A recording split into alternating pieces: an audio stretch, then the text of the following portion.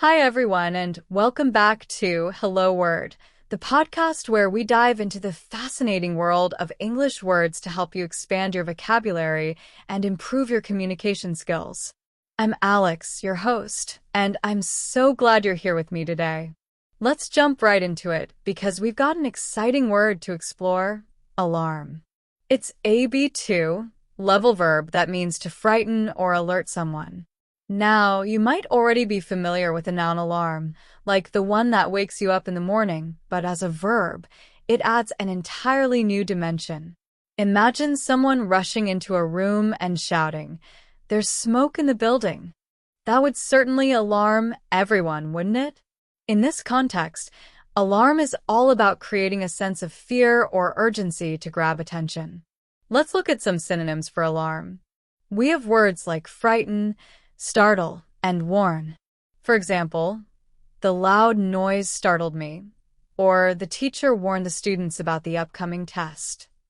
Each of these captures a slightly different nuance of alarm, but they're all in the same family. Now for some antonyms. Words like calm, reassure, and comfort stand in contrast to alarm. Picture a parent soothing a child after a bad dream. They might say, "It's okay, there's nothing to worry about." That reassurance is the exact opposite of alarm.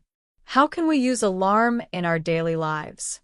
You might say, "The sudden thunderstorm alarmed the hikers, causing them to seek shelter," or "The ringing phone in the middle of the night alarmed us."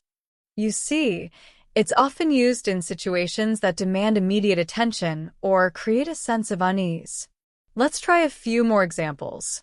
The strange behavior of the dog alarmed its owner, or the growing number of wildfires has alarmed environmentalists around the world. These examples show how alarm can describe emotional reactions to unexpected or concerning events.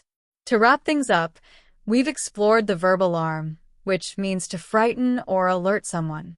We've seen its synonyms, like frighten and warn, and its antonyms, like calm and reassure.